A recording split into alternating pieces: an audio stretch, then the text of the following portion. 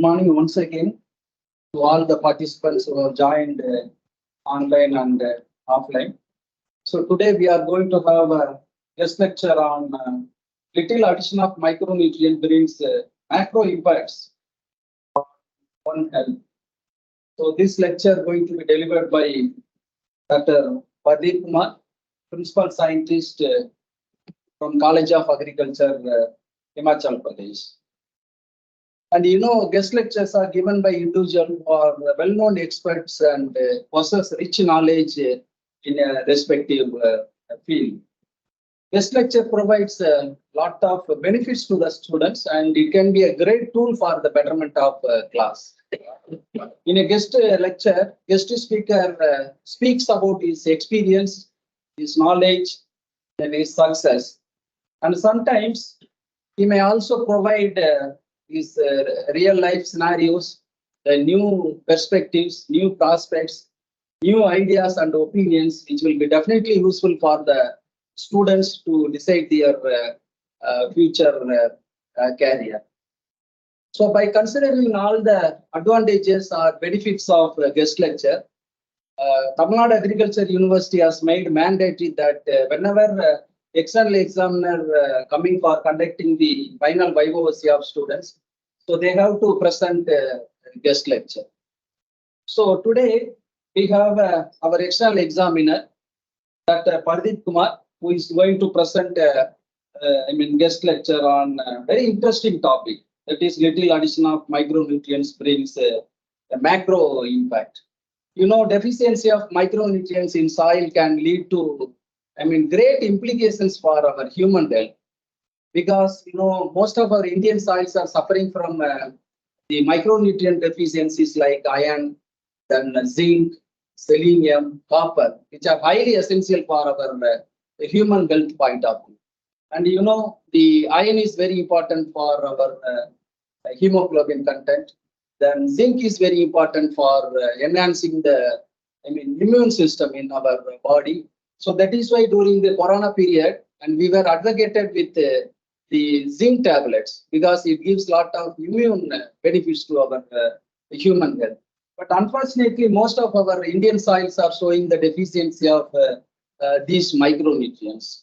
And so in this context, the micronutrient deficiencies are critical in vulnerable populations such as children and pregnant women and individuals in developing region where the dietary diversity may not be possible.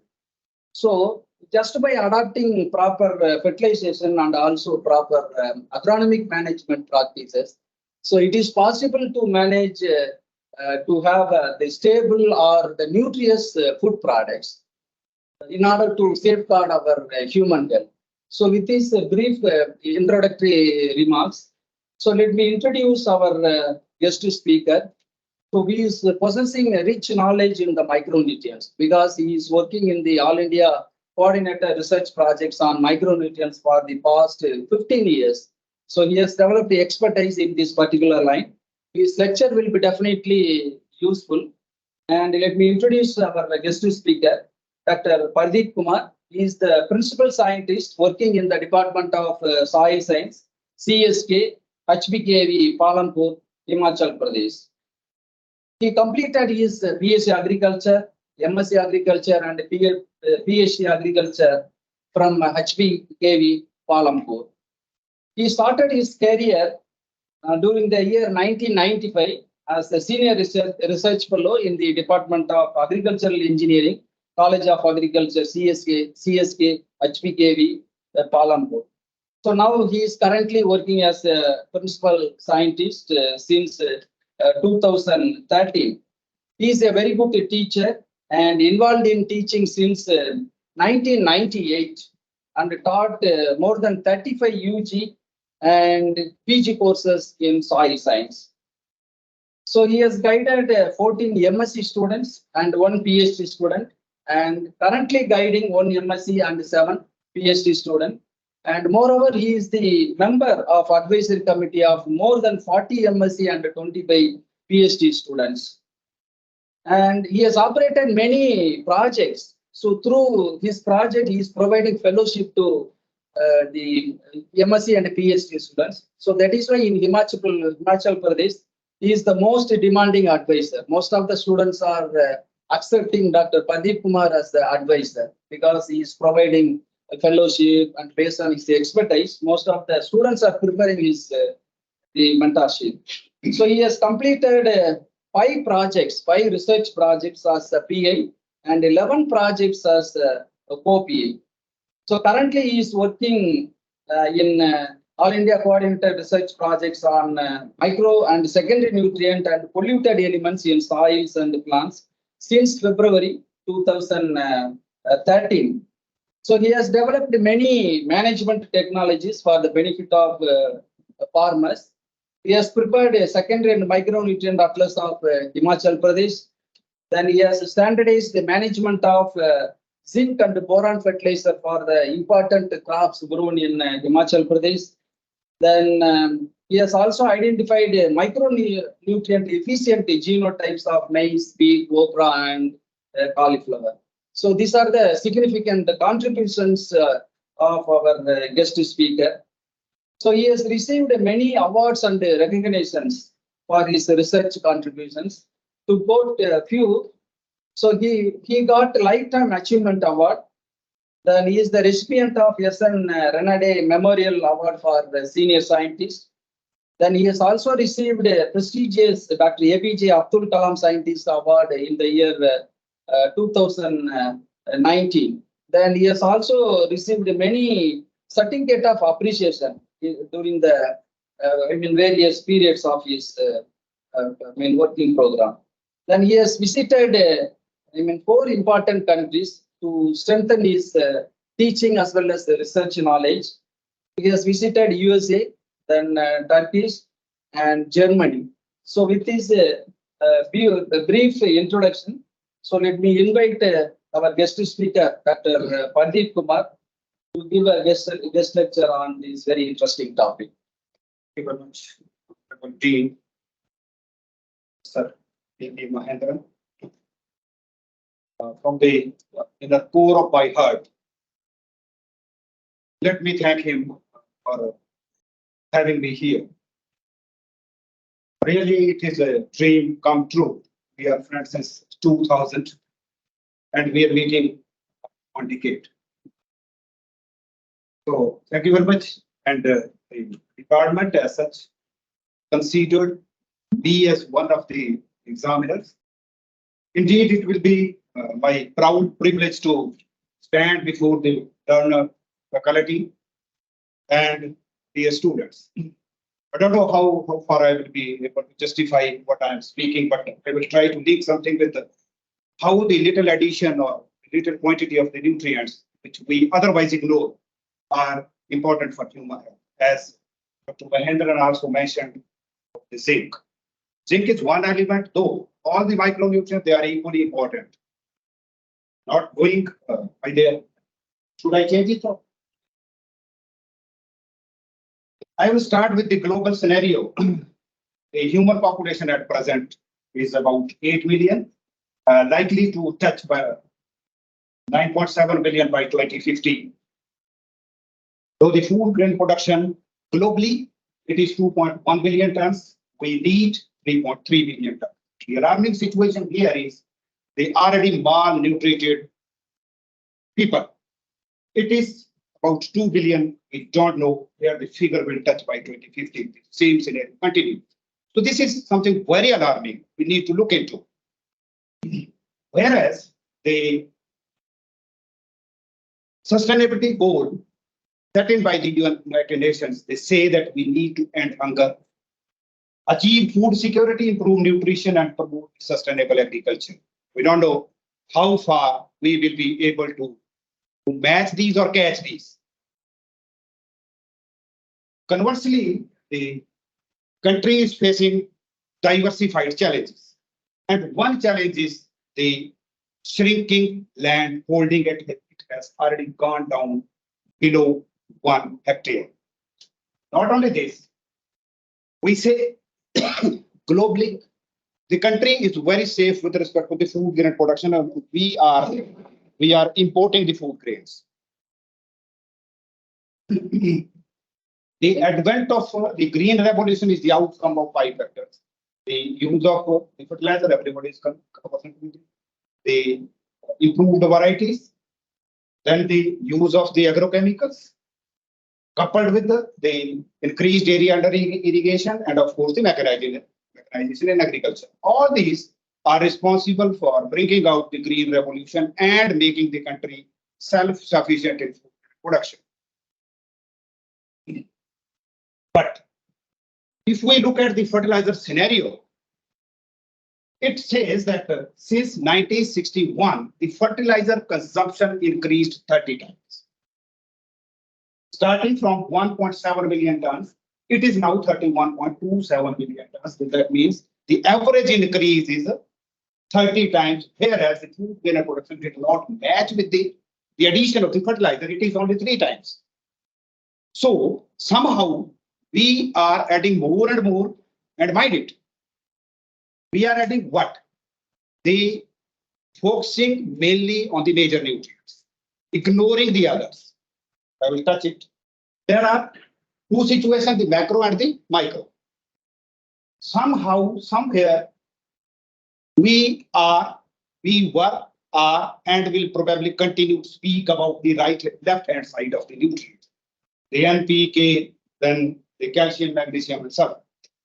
But what about the right hand side? All these are questionable questions. So, if we say that there are 17 or 18 essential nutrients, all need to be addressed, are we really producing the food which is rich in all the nutrients or sufficient nutrients? No, not at all. And that's why we are saying the soils are not responding. The factor productivity is on a decline. 16 kg being produced through 1 kg addition of urea, now it has gone down to 6 kg. If so, then that's why the fertilizer consumption is increasing exponentially, and we are not matching with the increase in grain production. That's why this is the situation. We do advocate again for the macronutrients. The ideal ratio has to be for cereals. This must not be the latest one. It has to be 4:2:1, but country never touched it. And it is always in favor of the nitrogen fertilizer. Maybe because of the government policies, the subsidies, A, B, C, D, whatever factor you consider, but the story is that it is always in favor of nitrogen. So in spite of more addition of the fertilizer, we are having a deficit of 8 to 10 million tons of NPK per annum. It is likely to increase by 2030 to 15 million tons. So more addition is not giving the true benefit, but it is deteriorating the soil quality. And it has been highlighted through many quality publications, not only abroad, but in India, that the green production to decline. The Indian food production may fall 1%. And conversely, simultaneously, it is bringing out many ill impacts, starting from the landsliding, the contamination of water bodies, the eutrophication, so on and so forth. Globally, if we see the Indian position in terms of the nitrogen fertilizer and NPK addition, we are placed at 4th position, and we are already adding NPK more than the global average. It's at 157 kg, and globally it is 123 kg. So, look at the situation. In spite of adding more and more, we are not in a good position. So, the mining again is on the higher side. So that speaks of the imbalanced application of the nutrients. Same is true for the phosphorus. That's why when we are holistically not addressing all the nutrients, we are encountering the increased incidences of the nutrients deficiency. starting from nitrogen in 50s. Now the ladder is on the rise, and the question says probably all will find a place in the deficient category. If you look at the global scenario, we are matching with what globally the deficiency says. Zinc, iron, manganese, copper, molybdenum. Same pattern is followed in India also. And practically speaking, India doesn't have the data on molybdenum deficit. The fertilizers, of course, they are being added in proportion of their deficits. But here the alarming situation is that only 5 states they are consuming 90% of the micronutrients. Rest of the states, in spite of having the deficiency, are not addressing knowingly or unknowingly the problem of micronutrient deficiency, which is further aggravating the problem. And we have significant area to the tune of 49 million hectare under acid soil, which are bound to exhibit the molybdenum deficiency, but the fertilizer consumption of molybdenum is zero in the country. That speaks of something very alarming.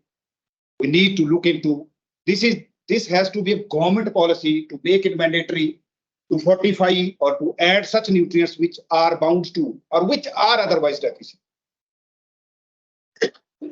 Of course, I will not go by the functions of. But if you look at the role played by these nutrients in human health, we say one health. One health says healthy soils, healthy humans, and healthy environment. This is one health issue. So if looking at my talk so far, if you look at are really our soils healthy? If yes, then you should thumb it. But frankly speaking, we are not in a comfortable zone. So if soils are not healthy, what to talk of the food nutritional security? We are poor in the food security also. Whatever food we are eating is not rich in the nutrients. That's why the oral pills are being fed to the infants in schools. And we really are not moving in the right direction. The health benefits are known to one and all same. So I will focus on 3 nutrients: the zinc, boron, and molybdenum. Considering the global as well as Indian situation, boron has emerged as second largest deficient micronutrient than the zinc, other than the zinc.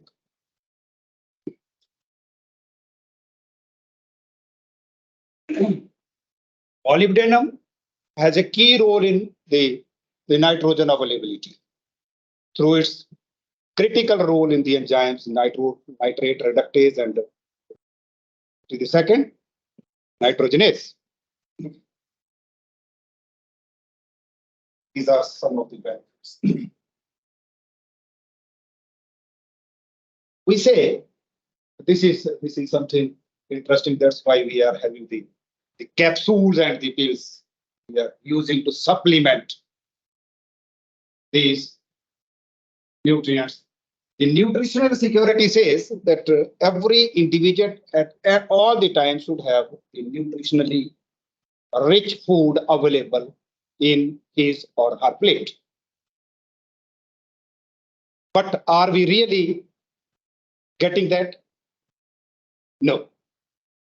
And people are now moving to the organic farming, the natural farming, the zero budget farming, A, B, C, D. But I don't know where we are moving. Then I will show something what we did. The one way, or probably the quickest way to alleviate the nutrient deficiency is to enrich the food stuff with the particular nutrient which is deficient.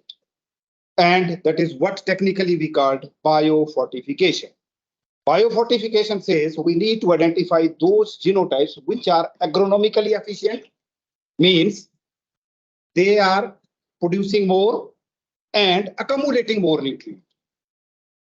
So such cultivars or such varieties need to be promoted for enriching the food stuff, so that by default it is entering the human body. So for that reason, we identified different cultivars of the cauliflower, the wheat, the maize. So it can be done. I would I request the HOD to include such packages in your future research. You have different cultivars, apply soil through soil fixed rate, apply foliar at a fixed rate. Then you can measure the content and you can segregate it. There is a standardized procedure how to segregate, and such genotypes need to be promoted. Of course, breeder can also be involved in that, so that a complete package is out for the benefit of the individuals. For micronutrients, the major problem is the use efficiency. It never exceeds 5%, normally 2%, 3%. And considering the availability and the deficiency in soil, probably soil application is not finding the encouraging results. That's why we laid out different experiments of different crops. What we found that the conjoint soil as well as the foliar application is need of the hour. The availability is questionable question. So initial jump can be given through the soil application. The later demand can be met out through the foliar application. This is for corn. Yeah. There are many products in the market who are very players, yeah, who are introducing new products. One product was the metallosate. It was exclusively designed for the foliar application, having higher efficiency. So we tested this metallosate for zinc, boron, for different crops. And what we found that against the conventional sources at same rate. And it was found to have the edge over the conventional sources. Reason being that it is exclusively designed for the foliar feeding. I was discussing with Dr. Mahendran just now that the critical limits of micronutrients is a big question. We say for iron, say it is 4.5 ppm. If it is 4.49 ppm, we need not to apply it. But if it is more than that, we need not to apply. If it is less than, and the difference is 0.0 milligram per kg. So for that reason, under micronutrient project, these limits have been redefined in 5 categories, not 5, 6 categories, so that at least something is added. We are not sure that my hemoglobin is 13, it will continue to be 13 if I do not take anything. So at least something has to be given to soil or to the plants so that it is matching the uptake, or at least something is being added, not by ignoring these nutrients. This is zinc metallosate. Again, it has an edge over the zinc sulfate, soil zinc application. Yeah. We did an experiment for 6 years, and this was published in Field Crop Research, where what we did, we tested 3 frequencies of zinc application. Frequency was once in a year, continuous application, and alternate year application, just to figure out what should be the ideal rate of zinc application in a cropping system. Not to the individual crop, it was to be applied only for the kharif crop. Based on the 6 years of experiment, we figured out that if zinc is to be applied continuously, the rate has to be 5 kg per hectare. If it is to be applied in alternate years, the rate has to be 7.5 kg per hectare. We tested the zinc sulfate on apple, and we found that with increasing concentration, in spite of having the sufficient content in soil. Acid soils are bound to have more availability of the micronutrients if you are having the less pH, but the crops are responding in spite of having the higher content that require the revisiting of the critical limit we are following. We, in one of the experiments, we try to figure out the optimum level of molybdenum starting from 0 to 20 kg. And what we found that after 5 kg, there was drastic reduction in cauliflower yield. So it has to be against 1 kg blanket application. We need to figure out or optimize the dose of the individual nutrient.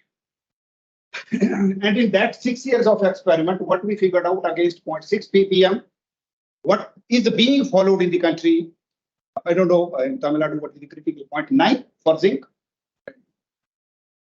For zinc, 1.2. We figured it out to 1.55 against 0.6 we are for. It's not important for zinc only, it is important for other nutrients also. We need to redefine or revisit the critical limits. It's very important because these limits were established for those varieties which were having low yield. Now everything has changed. Climate has changed, the varieties have changed, everything has changed. The yield potentials are much more than or what these were established. Based on this experiment, we found out that against 1 kg of blanket application, we need to apply 5.68 kg molybdenum in cauliflower in acid. So you can look at the quantum jump in the application rate or addition rate.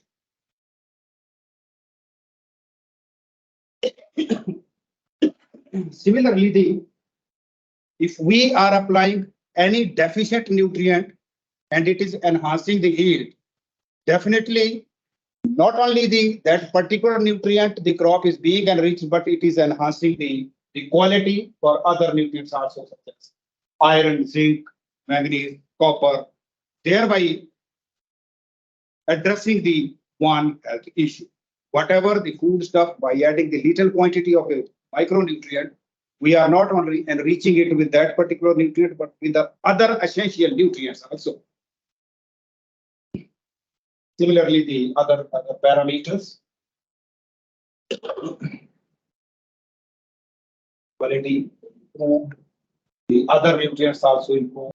Again, the soil plus foliar application had an edge over other treatments. I mentioned that metallosate in a new introduction in India was having higher use efficiency, thereby enhancing the yield, but the economics could not be in favor of this because it is a new introduction, yet to find a place in the FCU. So the cost factor was on higher side, though it is in process. We also optimized the boron flour. Against 1 and 1.5 kg, it came out to be 2.7 kg per hectare. We do say that there is a little, very thin margin between the toxicity and the efficiency of the micronutrient. But what happens if we apply the higher dose? If you look at these slides, this is the classical example of the toxicity, how the plant behaves. Boron is never advocated to be added more than 2 kg.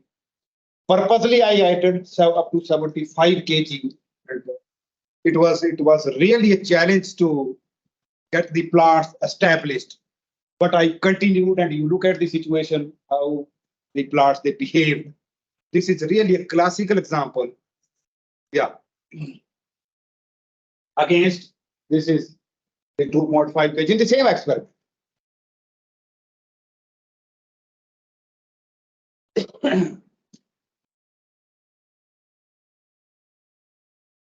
In that experiment where we figured out the critical limit, we also calculated the mobility factor, which speaks that the movement of applied fertilizer in soil, if it exceeds 10%, there is serious health implication to the humans. But after 6 years, we found it never exceeds exceeded 1.8%. So that means for those soils, it is safe to apply the zinc either in alternate years or in continuity. The efficiency, of course, the individual efficiency of foliar feeding is much better than what we found in soil. But in terms of the economics and the yield, the conjoint application is always better. So, in addressing the one health issue, the role of micronutrients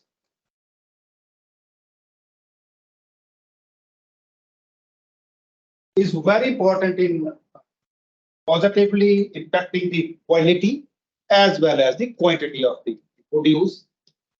And efficiency of such nutrients is influenced by the genotypic variation at similar application rates. Same result. Optimum application rates are above the recommended one that demand the revisiting and going for the fresh recommendations. And as I mentioned, soil application, either soil or the foliar, are not able to match the crop requirement. Therefore, the conjoint soil plus foliar application was found better in terms of enhancing the productivity as well as the quality of the produce. Enhancing crop productivity and quality through biofortification is a sustainable and economically viable option. Need to include such activities, such topics in the research endeavors. Thank you very much. I would conclude that micronutrients are needed in very small, but they need macro attention for the food and nutrition security. Thank you. Thank you very much. This workplace were based. So thank you for giving me the opportunity to be part of a lecture series, which is a good initiative by the university. If you have any question or any clarification. Other farmers are applying boron quality. No, not at all. In university, because MO is found deficient mostly in Himachal Pradesh. Yes. What about the farmers? Are they applying? There is no fertilizer available. Half kg of molybdenum is costing 75,000. Yeah. Are they going for foliar spray at least?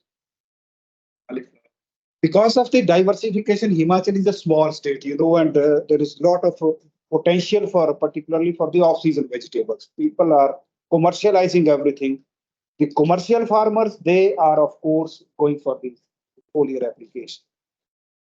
Definitely they are going, because molybdenum has a key role in, and by and large, because of the topographical situation and the acid soils, the crops are exhibiting the deficiency of both the nutrients, the molybdenum as well as boron. Boron fertilizer, to some extent, borax and boric acid, they are available. But for molybdenum, this is a problem. At country level, we don't have the fertilizer. Availability is a question mark. Yeah, exactly. There is one factory in Pune, Rana Day. Once he agreed to provide that, but later on he refused. I cannot provide 10 kg. Even if you want to try, you want to buy the fertilizer online or something. You cannot trust them. So many questions. Yes. They are asking so many questions. Yes. They are not ready to supply immediately. Yes. And further the quality you cannot assess. You cannot ensure the quality. If it is spurious material, it will damage, cause more harm than the benefit. You cannot assure the quality. That's also one of the problems. And molybdenum detection was a key issue. That's why we don't have the sufficient data to support the cause. Now, with the advancement of the instrumentation, of course, people are now generating the data. Otherwise, to detect molybdenum was a tedious problem. Yeah. Yeah. Now it's easy. ICP. ICP is, yeah. Basically, was the Yes. only one sample thing. And metallocene, what is metallocene? It is a name given. It is Albana is a US company. They launched in India through Indofil. They sponsored their product to be tested at different locations. So this product was given to different universities. They funded it. So this is a metal ion which is a chelated one. They didn't disclose its makeup. As they say, if you look at the metallosate, Albana will show it, but they will write it is our patented one. That's all. 1100, 500 ml bottle. But now probably it's not available. They want that FCI should include it first. They are big players, so they want the business first. They got the recommendation. Now they are with the FCI to include this. Then maybe the cost. What about Folubar? Folubar. It was tested initially. It was good. It was good. Solubor, Granubor, both these were good. But these are the products who came and go back with the same speed. We don't know either the factories or the firms why they withdraw it. But these were good products. Normally, the soil application is better because of the residual. But normally, the farmers are not so conversant with the deficiency of, or not so aware about the deficiency of micronutrients. Once they appear, I just got a call that we are expecting some deficiency. Can you identify it so that we can? So once it appears, then you have no other option except going for the food. But the damage has already been done. It's curative by year. It is just like the nano urea, whatever you are applying, will be on the upper part, already deficient soils. No, maybe within next 10 years, what will happen to the soils? We do. This metallosate is a organic manure. No. It's inorganic. It's organic, not inorganic, Inorganic. Yeah. not organic. No. They say this is amino acid, and it when you apply it, it occupies the central position in the stomata, and the absorption is more than what the conventional products are.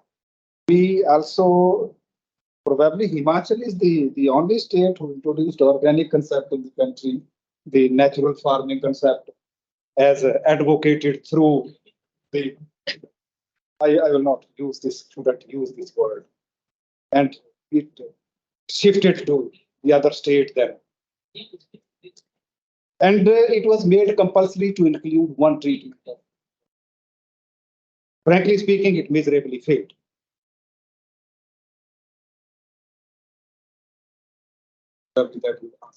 Northeastern states. They've gone for northeastern states for organic farming.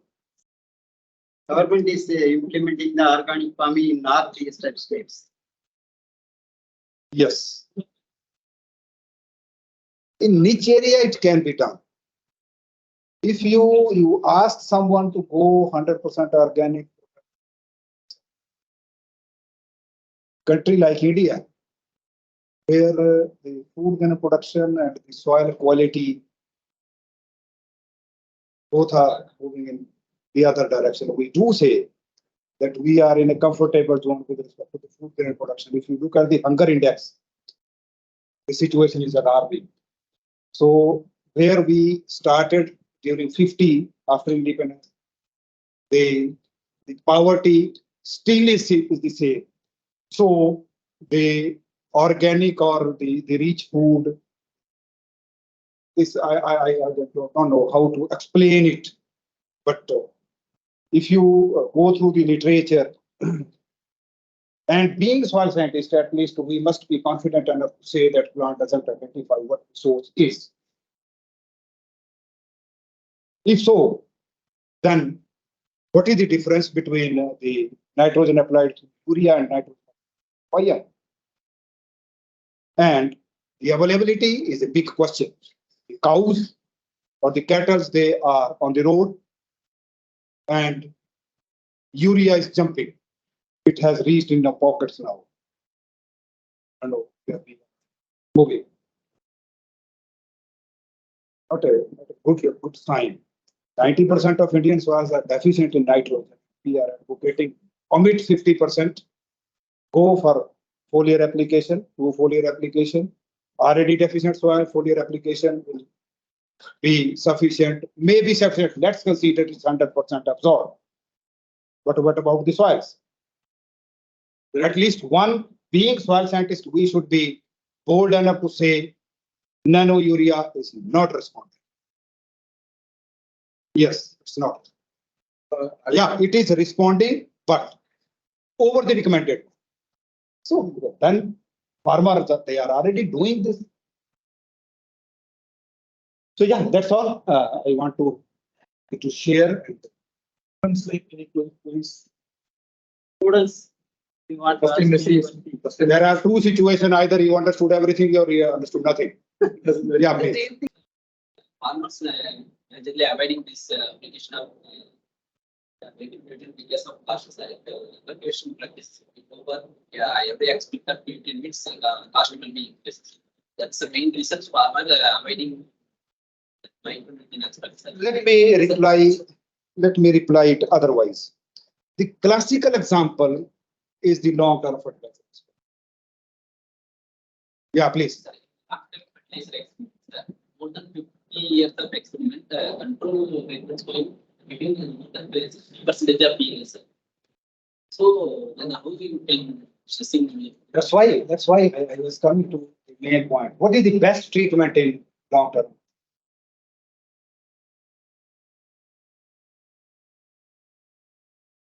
What is that? Addition of what? It is addition of the organics. If you are applying the recommended levels of organics with the chemical fertilizer, nothing is going to happen. That is the classical example, and these are now should be considered as the heritage experiments. Whatever you are saying, this is proven now that sole use of urea deteriorates the soil quality to such an extent that it becomes barren. Is it so? We have. The pH has gone down to about 3.5. And the morning, I was mentioning that acid soils we have the toxicity of iron and aluminium. This becomes toxic when pH is nearing 4. The aluminium becomes toxic. What happens if you go for sowing? The crop will germinate after 10 days, it will burn. That's the classical example. So, if the organics, why we felt the need of addition of micronutrients or the other nutrients? Because of the improper or inadequate addition of the organics. That started creating the problem. Otherwise, the quantity supplied through the addition of the optimum quantity of FOIM was just sufficient to meet out the crop requirement. But that's not being done. That's why we are encountering the increased incidences of the micronutrients. Not only micro, but the other nutrients. If you look at the Tamil Nadu data, probably sulfur is very catching element. Yeah. Sulfur is very catching. And we have the classical example, the yield loss in long-term experiment because of omission of sulfur is more than the potassium. So sulfur is more important than even the potassium. Though potassium is figuring at a higher position than the sulfur. But it has the yield impacts, negative yield impacts are more because of this the sulfur. Yeah. You got my answer? Okay, thank you. Any other?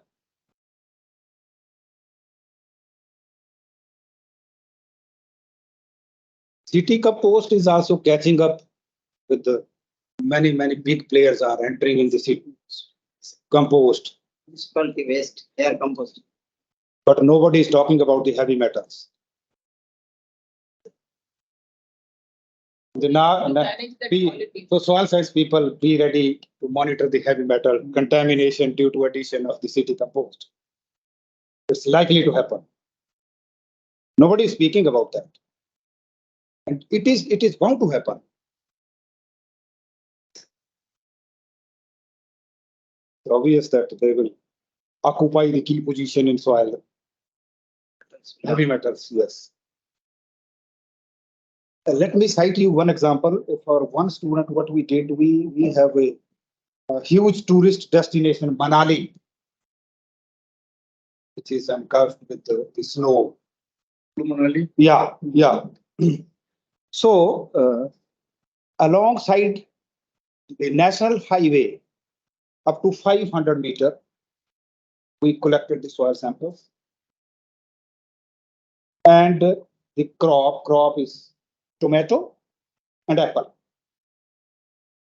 I should not quote it, but the contamination has entered in the fruit soils.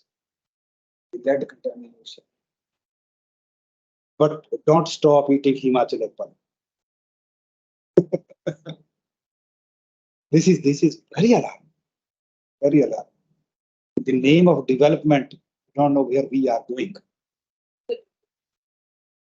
We did not report it. Otherwise, there must be very hue and cry in Himachal apples, unsafe to. Though the quantity is a little on higher side, but it may increase. Hey. So this is how the things are moving. You assign any topic to the student along the national highway, only for heavy metal, and you will find what we did 50-meter interval and the crop sample also. At the same time, we went up to, but you need to have a reference label, say some village or joining village where the impact is, so that you have a comparison that at least this is because of the vehicle traffic we are seeing, which is causing this and this damage. So anyhow, thank you very much for giving me the opportunity. As a treat, it was pleasure to interact. Thank you. I am here to propose the vote of thanks to that. On behalf of the Department of the Soils and Environment, we thank our Dean SPGS for giving us the opportunity to have this guest lecture from the speaker from the Himachal Pradesh. And I thank our Dean AC and Madurai for his continuous help. Over phone, he contacted the guest speaker and he has made the arrangement very quickly. I thank our Dean. Then I thank our guest speaker. It is Dr. Pardeep Kumar. He is a principal scientist from the Himachal Pradesh. So that is known as the apple state of India. It is the Himachal Pradesh is the apple state of India, and also this Himachal Pradesh is an agriculture state. Most of the people are depending on agriculture only. So I thank you very much, sir. It is one of the best lectures we have had here. It is the best lecture given by Dr. Pardeep Singh, and I thank our professor and head, Dr. Sipa Madam, for his continuous help and support for conducting this guest lecture. And I thank all our faculty members. Thank you. And I thank our student friends for passionately listening to the lecture. Thank you.